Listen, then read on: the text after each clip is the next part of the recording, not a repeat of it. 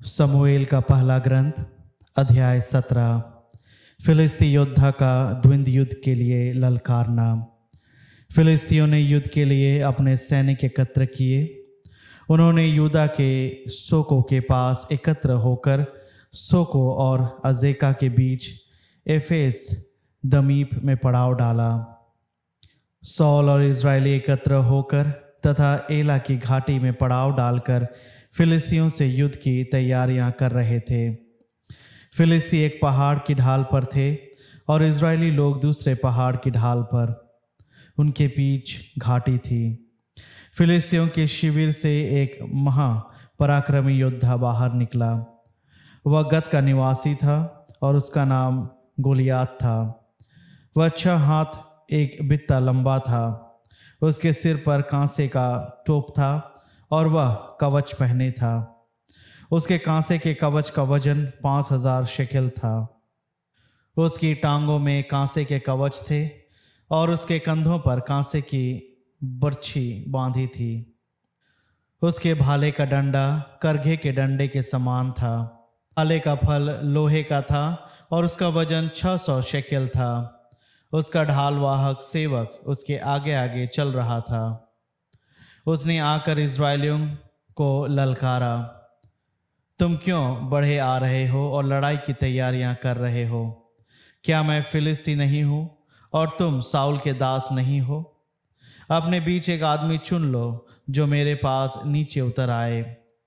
यदि वह मुझसे लड़कर मेरा वध करेगा तो हम तुम्हारे अधीन हो जाएंगे, और यदि मैं उसे पराजित कर उसका वध करूंगा तो तुम हमारे अधीन होकर हमारे दास बन जाओगे। उस फिलिस्ती ने कहा, आज मैं इजरायलियों की सेना को चुनौती देता हूँ, मेरे पास एक आदमी भेजो, हम द्वंद्व युद्ध करें। जब सौल और सारे इजरायलियों ने उस फिलिस्ती की चुनौती सुनी तो वे डर कर हिम्मत हार बैठे। दाऊद का आगमन। दाऊद बेतलेहम के यूदा के एफ्राती यशै का पुत्र था। यशै के 8 पुत्र थे। सौल के राज्यकाल में वह बूढ़ा हो चला था और उसकी अवस्था बहुत अधिक हो गई थी। यशै के 3 बड़े पुत्र साउल के साथ युद्ध करने गए थे। युद्ध में जाने वाले उसके 3 पुत्रों के नाम ये थे, पहले का एलियाब, दूसरे का अबीनदाब और तीसरे का शम्मा। दाऊद सबसे छोटा था। 3 बड़े पुत्र साउल के साथ गए थे। दाऊद बेतलेहम में अपने पिता की भेड़ें चराने के लिए सौल के यहाँ से घर लौट आया करता। वह फिलिस्ती 40 दिन तक सुबह और शाम आकर खड़ा होता रहता। यशै ने अपने पुत्र दाऊद से कहा, अपने भाइयों के लिए यह आधा मन भुना अनाज और ये 10 रोटियां ले लो और उनके शिविर में जल्दी वापस जाओ। तुम पनीर के ये 10 टुकड़े उनके सहस्त्रपति के पास ले जाओ। अपने भाइयों का कुशल क्षेम पूछो और उनसे कोई निशानी मांग कर लाओ। वे सौल और सभी इजरायलियों के साथ फिलिस्तियों से युद्ध करने के लिए एला की घाटी में पड़े हैं। दाऊद बड़े सवेरे उठा और उसने भेड़ें किसी चरवाहे के सुपुत्र कर दी तथा स्वयं सामान लेकर यशै की आज्ञा के अनुसार चल दिया। जब वह शिविर में पहुंचा उस समय सेना ललकारती हुई मोर्चे पर चली जा रही थी। इजरायली और फिलिस्ती दोनों आमने सामने पंक्तिबद्ध खड़े हो गए थे। इसलिए दाऊद अपना सामान रसद के रखवाले के पास छोड़कर युद्ध क्षेत्र की ओर दौड़ पड़ा। उसने अपने भाइयों के पास जाकर उनका कुशल क्षेम पूछा। वह उनसे बात कर ही रहा था कि गत के फिलिस्ती महापराक्रमी गोलियात ने फिलिस्तियों के दल से निकलकर पहले की तरह चुनौती दी। दाऊद ने उसे सुना। इजरायली उस आदमी को देखते ही उसके सामने से भाग खड़े हुए। वे उससे बहुत डरते थे। इजरायलियों ने कहा, देखो वह आदमी आगे बढ़ रहा है, वह इजरायलियों को ललकारने आ रहा है। जो उसे मार डालेगा उसे राजा बड़ी धन संपत्ति देगा। वह अपने पुत्री से उसका विवाह कर देगा और इज़राइल में उसके पिता के घराने को कर से मुक्त कर देगा। दाऊद ने आसपास खड़े सैनिकों से पूछा, उस व्यक्ति का क्या होगा जो उस फिलिस्ती को मारकर इज़राइल का यह कलंक दूर करेगा? यह बेख्ताना फिलिस्ती कौन है जो जीवंत ईश्वर की सेना को ललकारने का साहस करता है? लोगों ने उसे उत्तर दिया, जो उसे मारेगा उसे वही पुरस्कार मिलेगा। जब उसके बड़े भाई एलियाब ने उन व्यक्तियों से उसे इस प्रकार बात करते हुए सुना, तब एलियाब को दाऊद पर बड़ा क्रोध आया और वह उसे इस प्रकार फटकारने लगा, तुम इधर क्यों आए? तुमने उन थोड़ी सी भेड़ों को उजाड़ खंड में किसके हवाले किया? मैं तुम्हारा दुस्साहस और तुम्हारा दुष्ट हृदय पहचानता हूँ। तुम केवल लड़ाई देखने आए हो। दाऊद ने उत्तर दिया, मैंने क्या बुरा किया है? मैंने तो केवल पूछा था। इसके बाद दाऊद ने अपने बड़े भाई को छोड़कर एक दूसरे व्यक्ति से वही प्रश्न पूछा।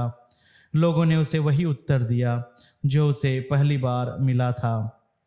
फिलिस्ती योद्धा से लड़ने की दाऊद की तत्परता। लोगों ने दाऊद की बातें सुनकर सौल को इसके विषय में बतलाया। तब सौल ने उसे बुला भेजा।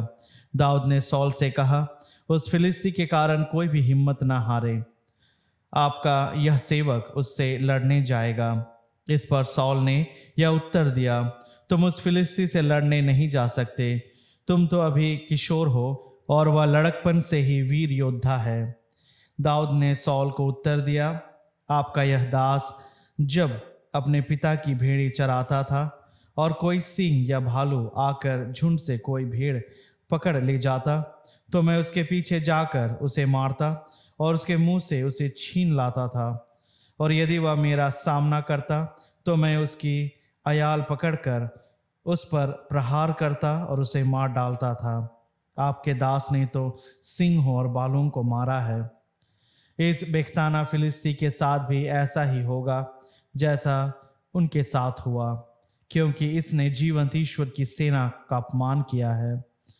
प्रभु ने मुझे सिंह और भालू के पंजे से बचा लिया, वह मुझे उस फिलिस्ती के हाथ से भी बचाएगा। इस पर सौल ने दाऊद से कहा, जाओ, प्रभु तुम्हारे साथ हो। तब सौल ने दाऊद को अपना कुर्ता पहना दिया, उसके सिर पर कांसे का टोप रखा और उसे कवच पहनाया। अपने बख्तर के ऊपर दाऊद ने तलवार बांधी, लेकिन वह चल नहीं सका क्योंकि उसे इसका अभ्यास नहीं था। इसलिए दाऊद ने सौल से कहा, मैं इन्हें पहनकर चल नहीं सकता क्योंकि मुझे इनका अभ्यास नहीं है, और दाऊद ने उन्हें उतार दिया। दाऊद और फिलिस्ती का द्वंद्व युद्ध। तब दाऊद ने अपनी लाठी हाथ में ली और नाले से 5 चिकने पत्थर चुनकर उसे अपनी चरवाहे की झोली के जेब में रख लिए। तब वह हाथ में ढेल वंश लिए फिलिस्ती की ओर बढ़ा। फिलिस्ती भी धीरे धीरे दाऊद की ओर बढ़ा। उसका ढाल वाहक उसके आगे आगे चलता रहा। फिलिस्ती ने दाऊद को देखा और उस पर आंखें दौड़ाकर उसका तिरस्कार किया, क्योंकि वह किशोर था। उसका रंग गुलाबी और शरीर सुडौल था। फिलिस्ती ने दाऊद से कहा, क्या तुम मुझे कुत्ता समझते हो जो लाठी लिए मुझसे लड़ने आए? और वह अपने देवताओं का नाम लेकर दाऊद को कोसने लगा। इसके बाद उसने दाऊद से कहा, मेरे पास आओ और मैं आकाश के पक्षियों और जंगल के जानवरों को तुम्हारा मांस खिलाऊंगा। दाऊद ने फिलिस्ती को यह उत्तर दिया, तुम तलवार, भाला और बर्छी लिए मुझसे लड़ने आ रहे हो। मैं तो विश्वमंडल के प्रभु इज़राइली सेनाओं के ईश्वर के नाम पर तुमसे लड़ने आ रहा हूँ, जिसे तुमने चुनौती दी है। ईश्वर आज तुमको मेरे हवाले कर देगा। मैं तुमको पछाड़कर तुम्हारा सिर काट डालूंगा और आज ही आकाश के पक्षियों और जंगल के जानवरों को फिलिस्तियों की लाशें खिलाऊंगा, जिससे सारी दुनिया यह जान जाएगी कि इज़राइल का अपना ईश्वर है, और यहाँ का सारा समुदाय यह जान जाएगा कि प्रभु तलवार या भाले द्वारा नहीं बचाता। प्रभु ही युद्ध का निर्णय करता है और वह तुम लोगों को हमारे हवाले कर देगा। जब फिलिस्ती फिर आगे बढ़ने लगा तो दाऊद उसका सामना करने के लिए दौड़ पड़ा। दाऊद ने झोली में हाथ डालकर एक पत्थर निकाल लिया, उसे ढील वंश में लगाया और फिलिस्ती के माथे पर मार दिया। वह पत्थर उसके माथे में गड़ गया और वह मुंह के बल भूमि पर गिर पड़ा। इस प्रकार दाऊद ढील वंश और पत्थर द्वारा फिलिस्ती पर विजय हुआ। उसने फिलिस्ती को पछाड़ा और मार डाला, यद्यपि उसके हाथ में तलवार नहीं थी। दाऊद फिलिस्ती के पास दौड़ा आया और फिलिस्ती की तलवार म्यान से निकाली और उससे उसका सिर काटकर उसे मार डाला। फिलिस्ती लोग यह देखकर कि उनका अपना वीर योद्धा मार डाला गया, भाग खड़े हुए। इज़राइल और यूदा के सैनिक ललकारते हुए आगे बढ़े और गत तथा एक्रोन के फाटकों तक फिलिस्तियों का पीछा करते रहे।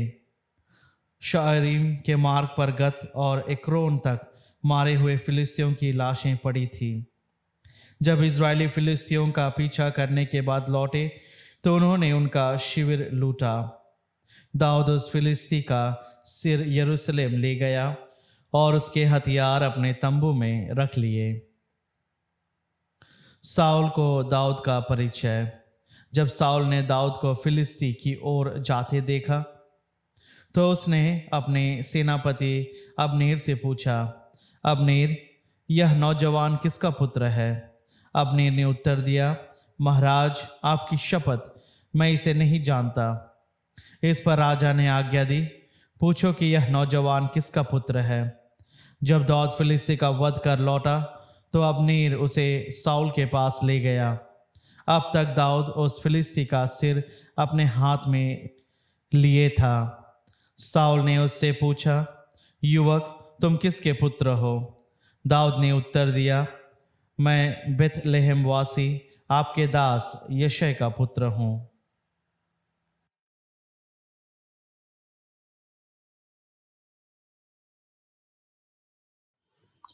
स्तोत्र ग्रंथ अध्याय 124। यदि प्रभु ने हमारा साथ नहीं दिया होता, इस्राएल यह दोहराए। यदि प्रभु ने हमारा साथ नहीं दिया होता, तो जब लोगों ने हम पर चढ़ाई की और हम पर उनका क्रोध भड़का, तब वे हमें जीवित ही निगल गए होते। बाढ़ हमें डुबा गई होती, प्रचंड धारा ने हमें बहा दिया होता और चारों ओर उमड़ती लहरों में हम डूबकर मर गए होते। धन्य है प्रभु, उसने हमें उनके दांतों का शिकार नहीं होने दिया। हमारी आत्मा पक्षी की तरह बहेलिए के फंदे से निकल गई है। फंदा टूट गया और हम निकल भागे। प्रभु का नाम ही हमारा सहारा है। उसने स्वर्ग और पृथ्वी को बनाया है।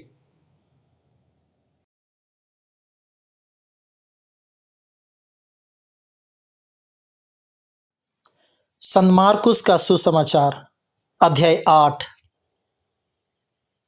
रोटियों का दूसरा चमत्कार। उस समय फिर एक विशाल जनसमूह एकत्र हो गया था और लोगों के पास खाने को कुछ भी नहीं था। ईसा ने अपने शिष्यों को अपने पास बुलाकर कहा, मुझे इन लोगों पर तरस आता है। ये 3 दिनों से मेरे साथ रह रहे हैं और इनके पास खाने को कुछ भी नहीं है। यदि मैं इन्हें भूखा ही घर भेजूं, तो ये रास्ते में मूर्छित हो जाएंगे। इनमें कुछ लोग दूर से आए हैं। उनके शिष्यों ने उत्तर दिया, इस निर्जन स्थान में इन लोगों को खिलाने के लिए कहां से रोटियां मिलेंगी? ईसा ने उनसे पूछा, तुम्हारे पास कितनी रोटियां हैं? उन्होंने कहा, 7। ईसा ने लोगों को भूमि पर बैठ जाने का आदेश दिया और वे 7 रोटियां लेकर धन्यवाद की प्रार्थना पढ़ी और वे रोटियां तोड़ तोड़ कर शिष्यों को देते गए ताकि वे लोगों को परोसते जाएं। शिष्यों ने ऐसा ही किया। उनके पास कुछ छोटी मछलियां भी थी। ईसा ने उन पर आशीष की प्रार्थना पढ़ी और उन्हें भी बांटने का आदेश दिया।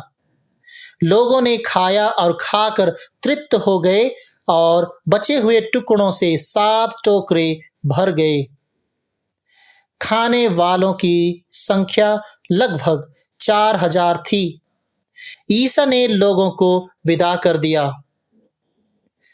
वे तुरंत अपने शिष्यों के साथ नाव पर चढ़े और दलमनूथा प्रांत पहुंचे। चिन्ह की मांग। फरीसी आकर ईसा से विवाद करने लगे। उनकी परीक्षा लेने के लिए वे स्वर्ग की ओर का कोई चिन्ह मांगते थे। ईसा ने गहरी आह भरकर कहा, यह पीढ़ी चिन्ह क्यों मांगती है? मैं तुम लोगों से यह कहता हूं, इस पीढ़ी को कोई भी चिन्ह नहीं दिया जाएगा। इस पर ईसा उन्हें छोड़कर नाव पर चढ़े और उस पार चले गए। फरीसियों का खमीर। शिष्य रोटियां लेना भूल गए थे और नाव में उनके पास एक ही रोटी थी। उस समय ईसा ने उन्हें यह चेतावनी दी, सावधान रहो, फरीसियों के खमीर और हेरोद के खमीर से बचते रहो। इस पर वे आपस में कहने लगे, हमारे पास रोटियां नहीं है, इसलिए यह ऐसा कहते हैं। ईसा ने यह जानकर उनसे कहा, तुम लोग यह क्यों सोचते हो कि हमारे पास रोटियां नहीं है? इसलिए यह ऐसा कहते हैं। क्या तुम अब तक नहीं जान सके हो? नहीं समझ गए हो? क्या तुम्हारी बुद्धि मारी गई है? क्या आंखें रहते भी तुम देखते नहीं और कान रहते भी तुम सुनते नहीं? क्या तुम्हें याद नहीं है जब मैंने उन 5000 लोगों के लिए 5 रोटियां तोड़ी तो तुमने टुकड़ों के कितने टोकरे भरे थे? शिष्यों ने उत्तर दिया, 12। और जब मैंने 4000 लोगों के लिए 7 रोटियां तोड़ी तो तुमने टुकड़ों के कितने टोकरे भरे थे? उन्होंने उत्तर दिया, 7। इस पर ईसा ने उनसे कहा, क्या तुम लोग अब भी नहीं समझ सके?